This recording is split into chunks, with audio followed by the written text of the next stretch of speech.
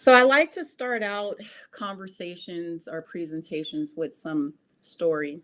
I'm going to tell several stories in today's presentation just to illustrate certain points. Meet Kimberly. Kimberly is a 42-year-old female that I worked with who had severe panic attack. Um, she was one of those individuals who would have panic attacks on the freeway uh, whenever she drove past any large moving vehicle, whether it's a bus or a truck, a van, anything that was massive.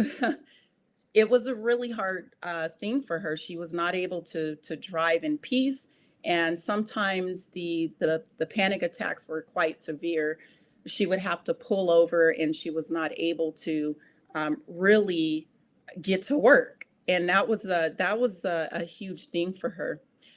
So one of the things that I do that is I think is really important when we're trying to assess any kind of dysfunction in a body is to really look back in time in a person's history and try to identify, which is kind of what I did as a CSI and, scientist, looking at the evidence, going way back in time into a person's history and trying to identify why did this even happen? Why did she have panic attacks?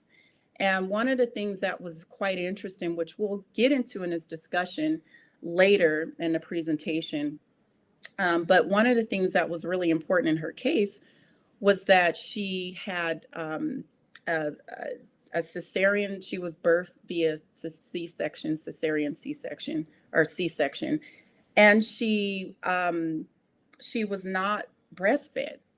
Okay, she had chronic upper respiratory infections, ear infections.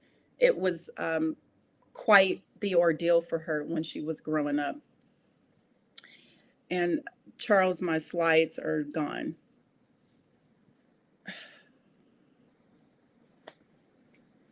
So she had quite a significant GI history, a lot of gut problems, gas, bloating, irritable bowel syndrome, just a constipation. There was a lot of gut problems going on. And one of the things that I hope that you all take from the presentations that I've delivered is that health is very comprehensive. Okay. So if there's anything going on with the body, we have to look at everything else that's likely driving it. And so one of the things that we talked about in previous presentations were the nutrients that the brain needs. And so I did a nutrient panel on her, looked at her oxidative stress, looked at her EPA, DHA levels, looked at her vitamins, her minerals, her amino acids, because it's important for brain health. I also did a comprehensive stool analysis and peristaltology to look at what was going on in the gut. Okay. And so this is just a background of what was going on with her. And I'll talk about more of her case as I go through the presentation. So today we're going to go over the gut-brain axis. What is this? And how the microbiome impacts the nervous system. Now, I didn't want to overwhelm anyone, so I'm going to make it a very abbreviated presentation because it can be a lot, and I want to make sure that this is something that people can take and it not be overly saturated. In the future, I'll talk about strategies for optimizing gut health in the microbiome because the microbiome is extremely important. And Hippocrates actually knew this many centuries ago. The father of modern medicine says that all disease begins in the gut.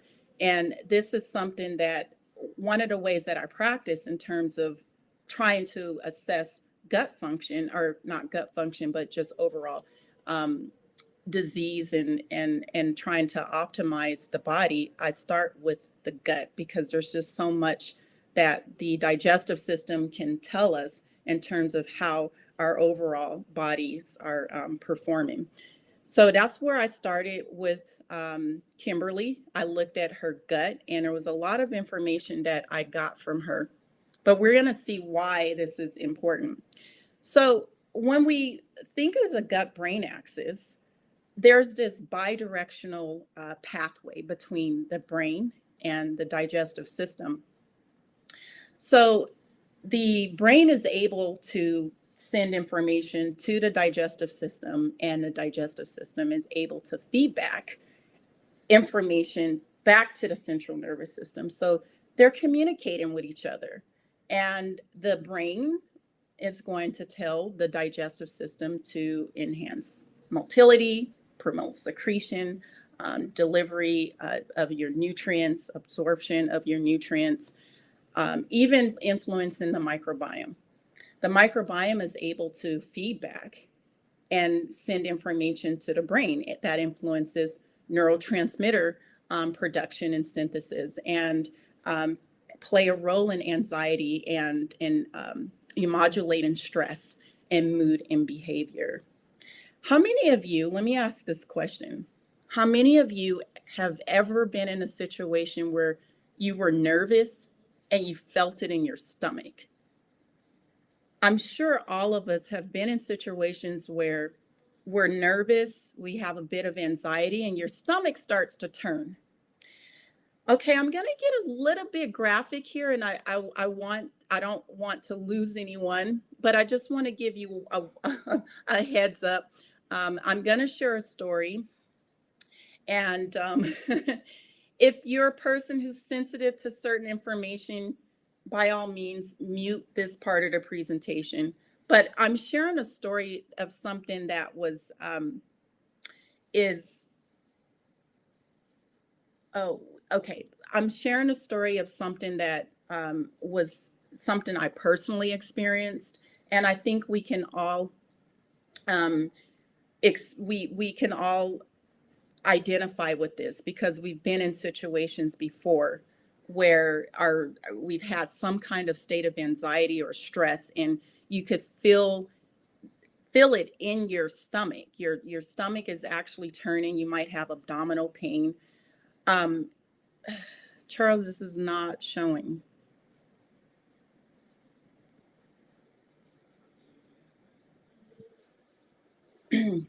So here's the example I wanted to give.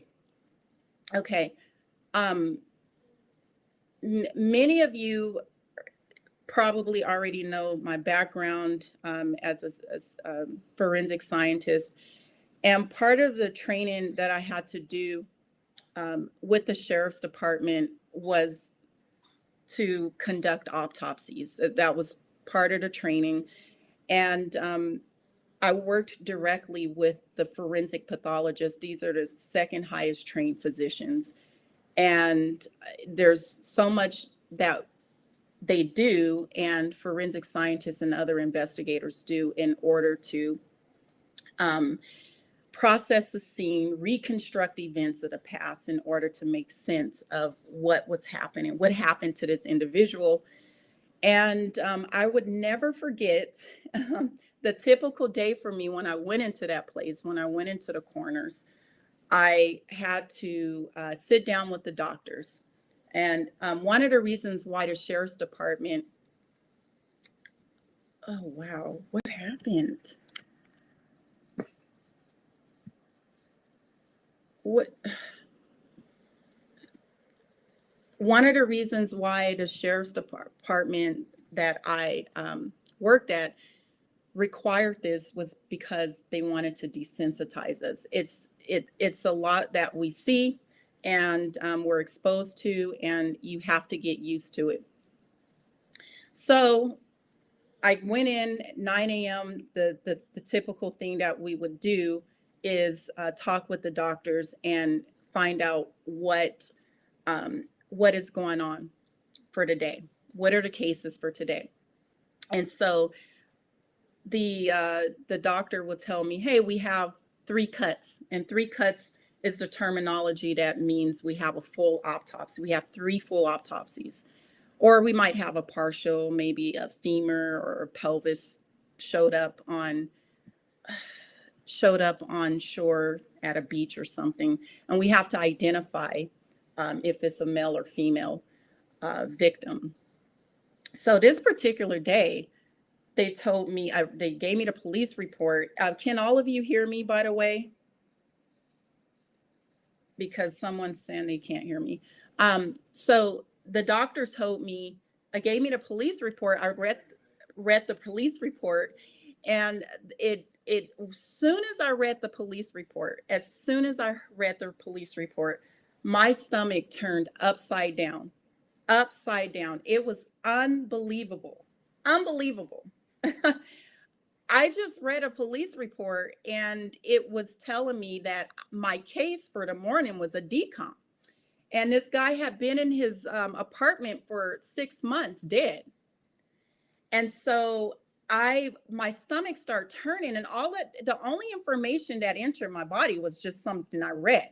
I read a police report, and it was unbelievable. I remember I had to gown up. We typically gown up in layers of clothing. I had 5 layers of gloves on, a face shield, a whole bunny suit.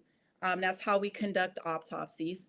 And he was actually a full autopsy. He was a full autopsy, which meant I had to do an external and internal examination with the doctors of this patient, or at that point, he's decedent.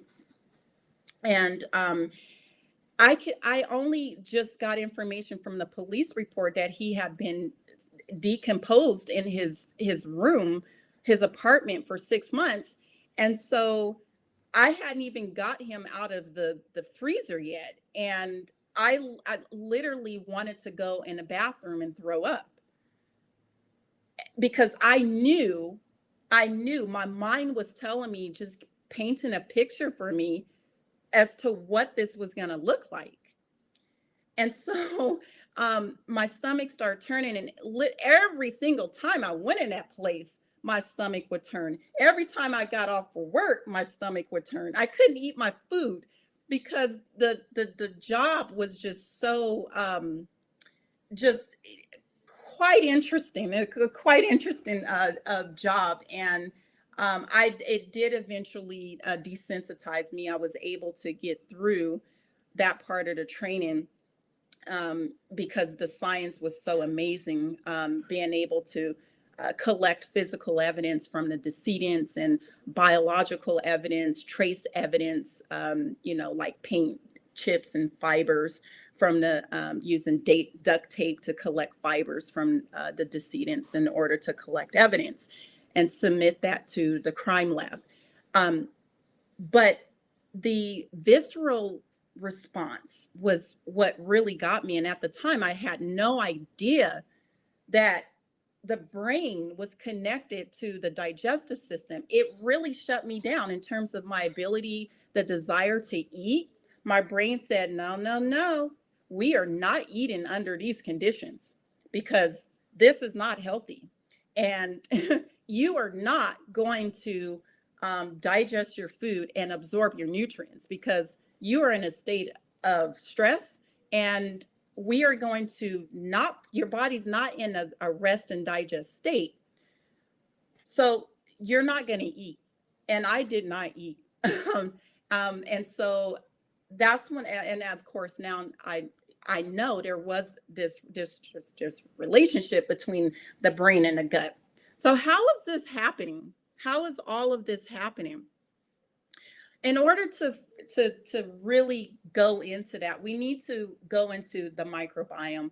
It's such an amazing field of study. There's so much information, thousands of publications now that are really showing us, revealing more information about the microbiome and its relationship to the host, and its relationship to the immune system, and its relationship to the intestinal barrier and the blood-brain barrier, which we talked about, 3 weeks ago, I believe that was.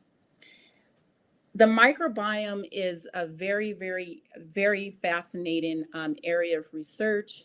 DNA sequencing technology has allowed us to see so much more information about how the microbiome is such an important aspect of health. And there are now there's research looking into manipulating the microbiome to develop new therapeutics to help with irritable bowel disease or to help with neuropsychiatric diseases and even autism.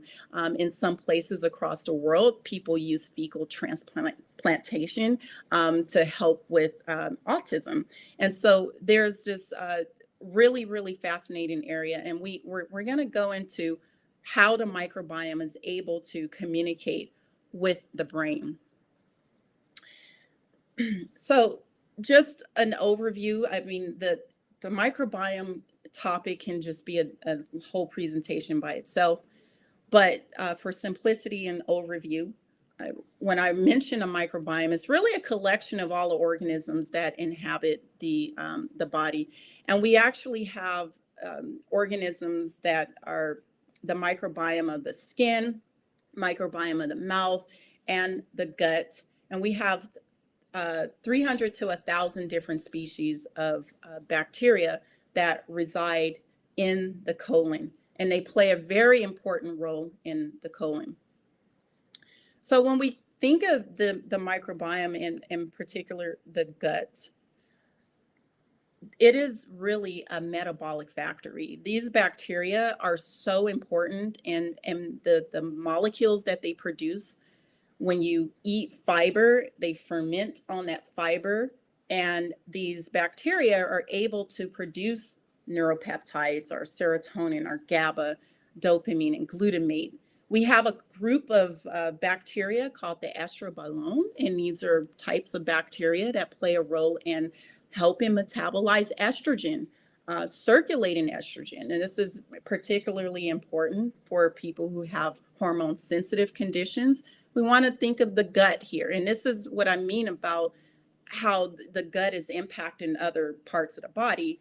And that's the source, that's an aspect of health you want to at least explore, because the microbiome can impact a lot of different areas of the human body. And we kind of touched on this in my first presentation of LPS, endotoxin, from gram-negative bacteria. And how it can play a role in cardiovascular disease. And so, yeah, we have a group of bacteria that play a role in estrogen metabolism, and that's amazing. They also play a role in vitamin synthesis. So they're able to produce B12, biotin, and vitamin K. So the bacteria are producing nutrients for us, and we can benefit from these nutrients. They also play a role in toxin metabolism. So over 50% of xenobiotics and compounds that are found outside the body, environmental chemicals, toxins that are coming into the body, as well as hormone metabolism, as I previously mentioned. Over 50% of that is carried out by your microbes. And that's really, really fascinating. And that's something that we should appreciate. And given their role in the digestive system, we need to take care of them. The microbiome is able to break down plant fiber. So as I mentioned, they ferment on fiber. And so this is one of the reasons why having fiber in the diet is extremely important. From the fermentation of fiber, they're able to produce short-chain fatty acids, and these small molecules, fatty acid molecules, that we're going to see later how they're very important in brain health. The microbiome modulates the immune system, and this is something really, really important, because, listen, the development of the immune system starts early in life. From the time that you are born, the baby is born supposedly, not always the case, but the baby is supposed to be born vaginally. Babies that are born vaginally are able, they tend to be inoculated they are inoculated with the vaginal flora, the vaginal bacteria that tend to be lactobacillus. And that strain of bacteria modulates the immune system. Okay. There's a communication between the gut microbiome and our immune system. Babies that are born via C-section, they tend to have more staph, more bacteria that's found on the skin. And that is obviously not ideal, because these microbes don't really benefit the immune system. And so you kind of want um, the development of the immune system early in life to start from the way the baby is born, and via vaginal delivery. Okay. And this is one of the things that was picked up on Kimberly. She wasn't birthed vaginally. She was birthed via C-section. So you see early in life, there's some kind of dysregulation of her gut microbiome. Okay. And that has a downstream effect. As if you remember, if you recall, I mentioned she had a history during her childhood of upper respiratory infections, chronic upper respiratory infections, and a lot of GI symptoms and eczema as well. Okay. So these bacteria are in the immune system. This really starts early in life. And it's another reason why nursing baby is really important, because you get those healthy microbes there. So gut microbes may shape neural development, modulate neurotransmission, and affect behavior, and thereby contribute to the pathogenesis and or progression of many neurodevelopmental, neuropsychiatric, and neurological conditions. But how? How does that happen? How are the gut microbes able to do that? Well, there are several mechanisms by which the microbes are able to exert their effects on the nervous system. One is they directly release their short chain fatty acids, their small molecules, directly into the bloodstream. And if it's in circulation, then it has direct access to the brain. The other way is that it's able to directly bind to the vagus nerve. And this is why that you see this connection, this axis, the brain and the gut. The vagus nerve is the longest nerve in the body, and it connects to the wall of the enteric nervous system of the digestive system. And the gut microbes are able to directly impact or interact with the vagus nerve. And once it gets information, the vagus nerve receives information from the gut microbes, it sends that information back to the nervous system. The other way is that it not only have direct influence on the nervous system, but it can indirectly influence the nervous system by activating cells within the wall of the digestive tract to send out hormones that can directly influence the nervous system. And lastly, it can directly interact with the immune system and modulate inflammation. Short chain fatty acids might directly influence the brain by reinforcing blood-brain barrier integrity, modulating neurotransmission, influencing levels of neurotrophic factors, and promoting memory consolidation. This is important. These short chain fatty acid, these molecules, metabolites that are being released from the bacteria, are able to bind into the receptors inside the blood-brain barrier. And if you remember, I think that was about 4 weeks ago, I talked about the blood-brain barrier and how important it is for brain health. And in order to keep the brain healthy, we want to keep the blood-brain barrier intact and healthy as well. And short-chain fatty acids are able to modulate that. They're able to help upregulate the tight junctions inside the blood-brain barrier. And it's a similar mechanism that happens in the gut too.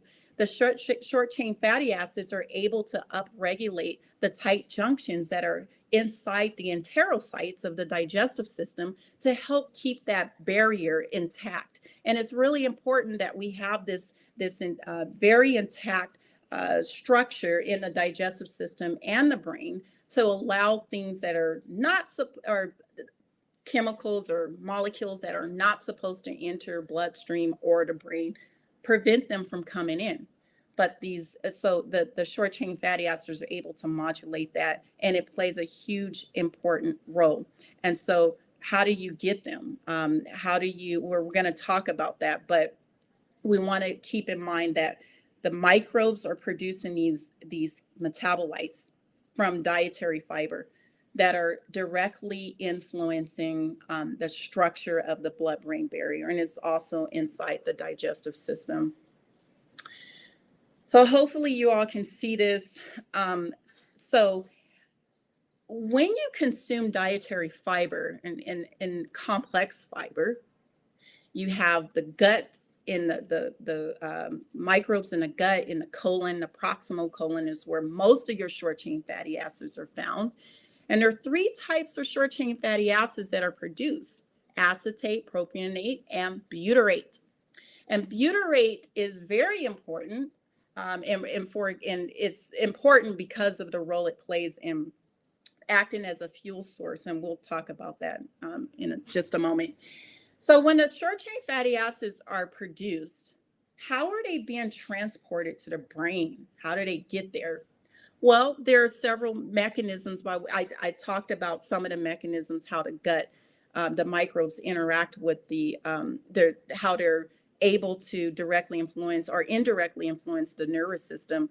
But the short chain fatty acids in particular are able to bind to receptors and transporters that are on the enterocytes. And the enterocytes are the cells of the colon. They're able to bind and be taken up by the enterocytes. And when they get taken up, they can either go directly into the bloodstream and have direct access to the central nervous system, or they're taken up by transporters.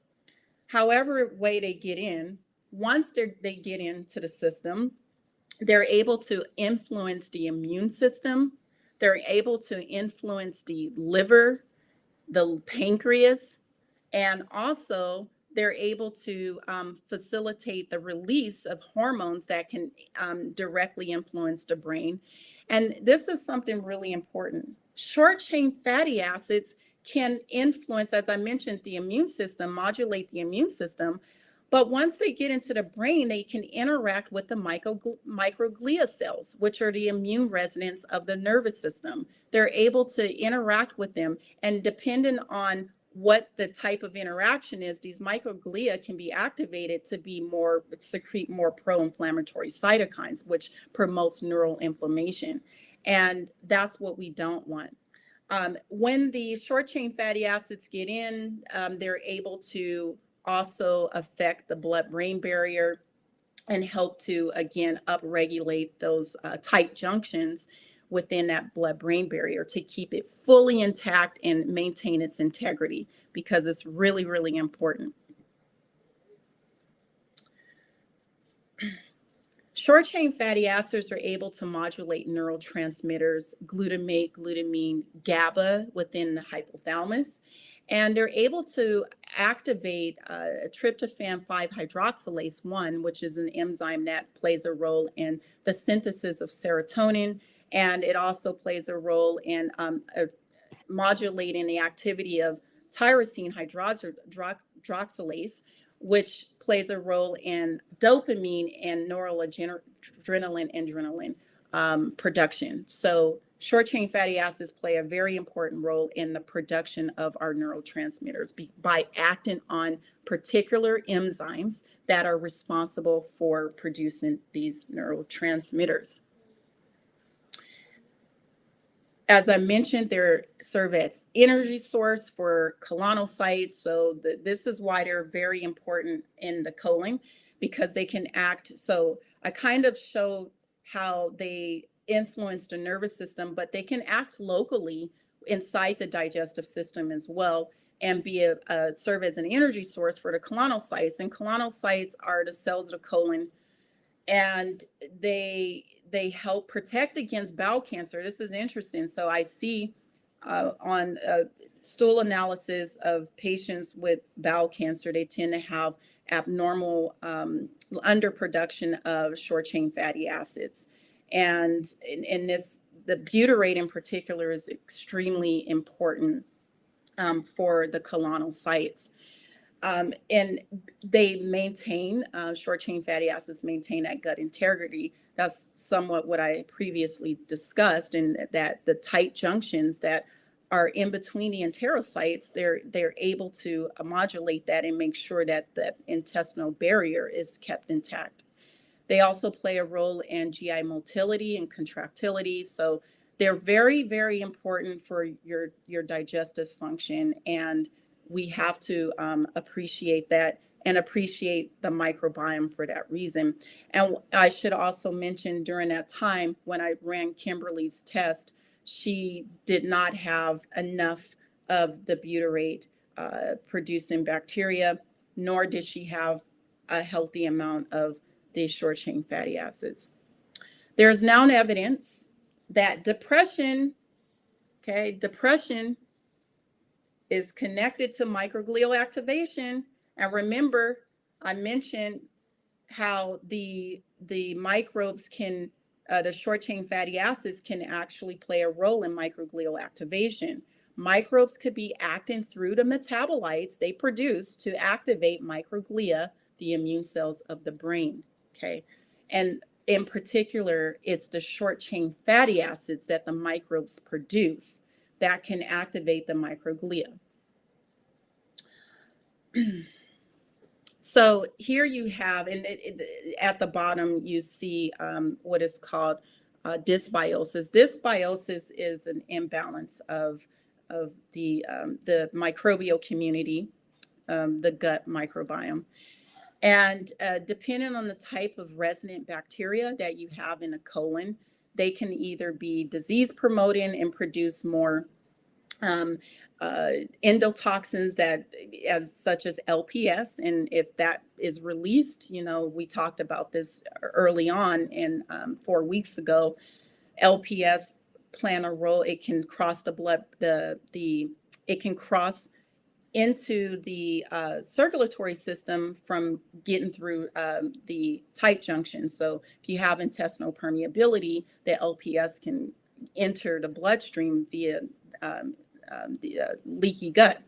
And once it gets in, it's able to activate all kinds of inflammatory reactions. And so it can increase inflammatory cytokines. And this is all coming from the gut. And once the LPS gets into the brain, it can activate the microglia as well. If you don't have adequate amounts of short chain fatty acids, you're producing more of these toxins from bacteria that are not beneficial, okay? And we call them bad bacteria. If you don't have enough of the good guys, then you're not going to produce enough of the short chain fatty acids. And you'll have more bacterial toxins that are activating these inflammatory responses. And then you start to have microglial activation, and that downstream activates a downstream cascade of inflammatory reactions promoting neural inflammation. And keep in mind, this is coming from the gut. This is the gut communicating through these either short chain fatty acids or bacterial toxins such as LPS. Okay. And this can enter the brain and activate immune cells of the brain. And when they get activated, the microglia can promote neural inflammation. And if you recall, several weeks back, maybe that was 3 weeks ago, I talked about how neural inflammation is somewhat the basis behind some of the conditions that we see in mental health and in other conditions affecting the brain. It's some neural inflammation happening. And what is produced in the gut can modulate that process. It could either fuel neural inflammation, or it can downregulate it by producing more protect metabolites from beneficial bacteria that are able to translocate into the brain, the nervous system, and modulate the immune response there. So dysbiosis, what is it? There's an imbalance of these bacteria, but there are three types of dysbiosis. And with Kimberly, she did not have the beneficial bacteria. So the beneficial bacteria are those bacteria that are going to produce those short chain fatty acids. And so if you don't have enough of the beneficial guys, you have dysbiosis. If you don't have, if you have a loss of the diversity, because these are this microbial system is a diverse set of a diverse system. So we want that microbial diversity so that we can benefit from the different types of metabolites that the bacteria are producing. If you have an overgrowth of potentially pathogenic bacteria, you will have dysbiosis. So we kind of, we want a healthy digestive system. We want a healthy microbiome. We don't want the overproliferation of fungi. We don't want the overproliferation of other types of organisms that can release products from their metabolism and allow these products to enter the bloodstream and have direct access to the nervous system. So gut dysbiosis is connected to a number of things. This is the second to last slide. Gut dysbiosis is connected to Parkinson's disease, Alzheimer's, multiple sclerosis, depression, anxiety, pain, stress, and it's connected to cardiovascular, impacting our endocrine system, the gut itself, conditions affecting the gut, irritable bowel syndrome, inflammatory bowel disease, ulcerative colitis. There's so much that the gut tells us in terms of our health.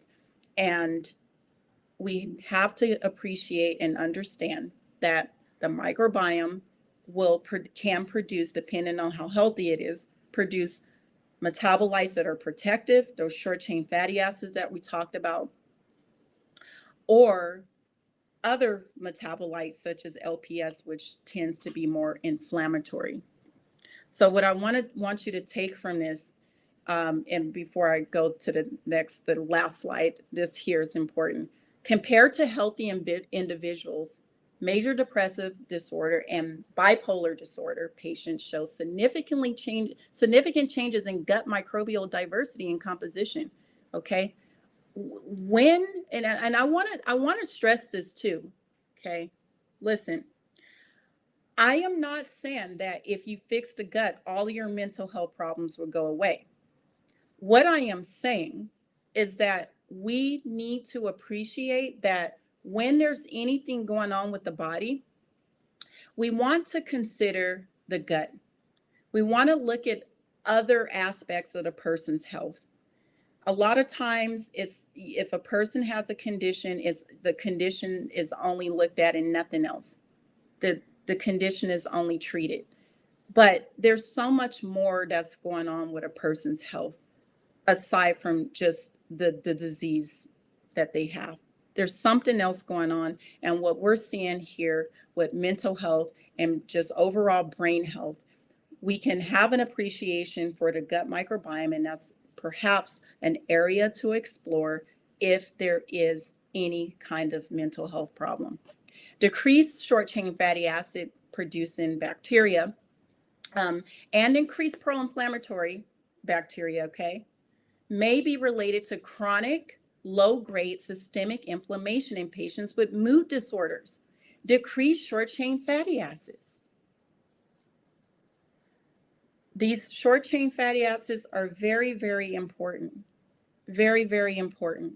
And we should consider gut health when we're considering brain health. It's really, really important. So what I want you to take from this, When there's any type of brain condition, anything that's affecting your mood, if you have anxiety, like Kimberly was able to successfully come off all her medications. And it wasn't just from optimizing her gut health. We worked on so many other things. And this is what I'm saying. We have to look at the body as a whole. Whenever there's any dysfunction, we want to look at it through the lens of systems biology, where we're looking at multiple systems and how they influence one another. And so to assess gut health, you want to look at the gut microbiome and its metabolites. Look at the beneficial bacteria. If there is any dysbiosis, we want to correct it and balance the microbiome so that we can produce more of those. We can create an environment that will help facilitate the production of short chain fatty acids. And another thing that's important is that, again, I mentioned it's not just gut health. I did a nutrient panel on Kimberly, and she was deficient in EPA and DHA in particular. She had a lot of oxidative stress. There was low amounts of B vitamins and magnesium that play a very important role in affecting the brain. Okay, we saw this weeks ago, how magnesium plays a role, how B vitamins, B6, all of these play a role in the mitochondria, which plays a role in brain health as well. How do you support the production of short chain fatty acids? Increase polyphenolic compounds. You definitely want to increase that in a diet. The bacteria that produce more of the short chain fatty acids like berries. They like berries. And here's the thing, when you have gut dysbiosis, let me share this. Your gut bacteria are what you eat.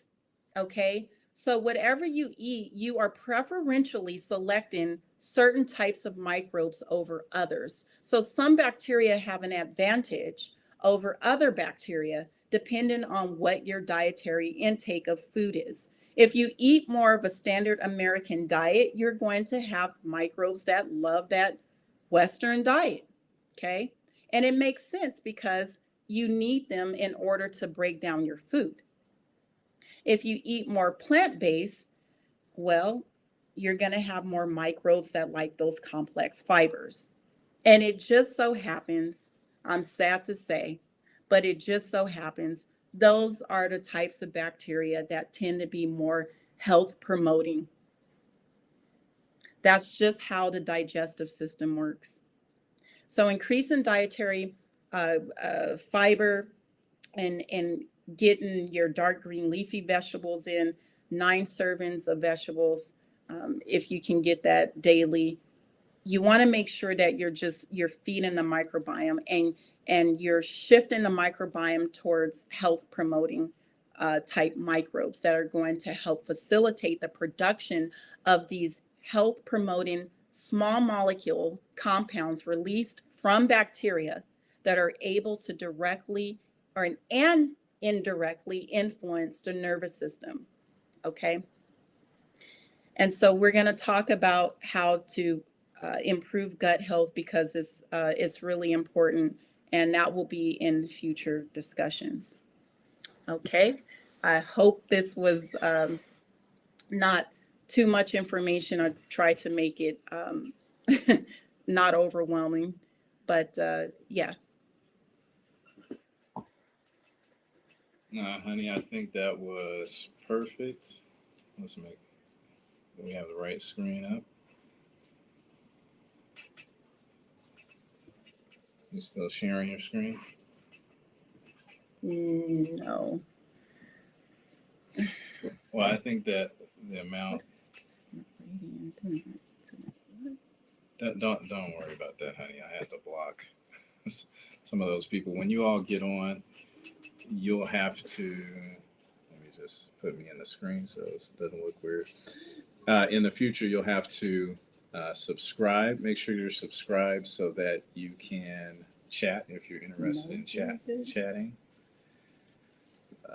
Because we have some robots that are trying to take over sometimes, so we have to block them, and the only way to do it is by preventing them from chatting. So you'll have to be a subscriber to chat.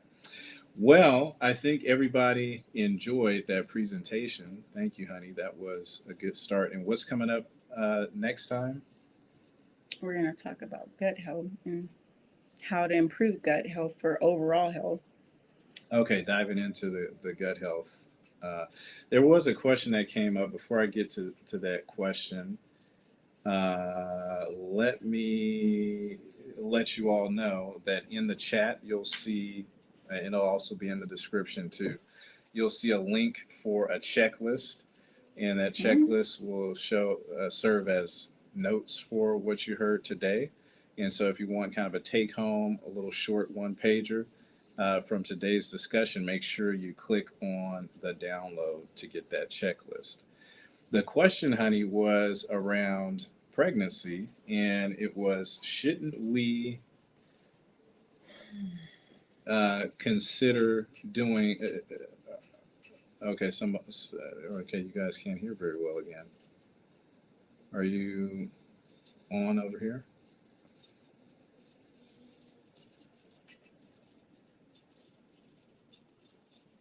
I'm muted on my side.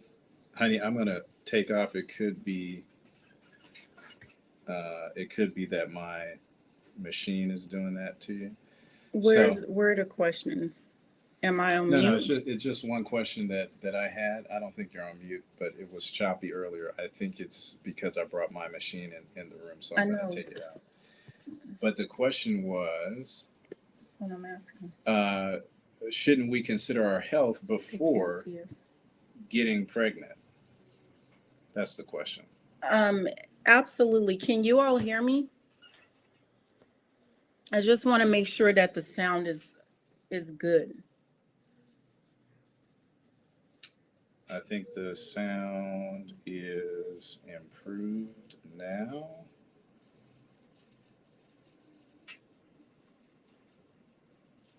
Let's see.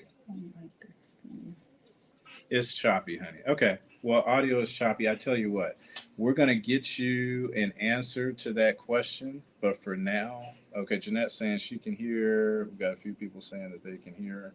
Is this new or old? If you scroll to the bottom, then it'll be new. Yeah. Okay, it's good. Okay, everyone can hear. The question, just to reset, was, don't we need to consider our general health before pregnancy? Okay. Absolutely. I usually recommend for people considering getting pregnant to do a 6-month preparation protocol. It's really important. And the reason being is that infertility is on the rise. A lot of people are having infertility problems, and it's due to our environment. There's a lot of toxicity in our environment through our food, our water, the things that we put on our bodies. And it's affecting the female reproductive axis. It's affecting our hormone, our endocrine system. It's also affecting male sperm count and sperm motility. Okay. So this is a big problem. I thought all those kind of problems were just about the mothers, honey. That doesn't have anything to do with the gentleman, right? That's a misconception. Unfortunately, a lot of people think that when a couple has problems with bearing children, it's the woman, but it might actually be the male. Yeah. Yikes. All right. Well, that's good, honey. Thank you all for joining True Health Tuesday. They said that they really enjoyed the presentation. The information was clearly presented, so not as many questions today. But thank you for answering that one. Thank you for the presentation, honey, and thank you all for making True Health Tuesdays all that it is. Keep in touch. Make sure if you need to reach out to either Dr. Schwelt or my wife here, you can email them at tht@, livingmanna.church. That's THT at livingmanna.church if you have any other questions that come up during the week. Well, for now, we'll say goodbye and God bless. Bye, everyone. Bye-bye.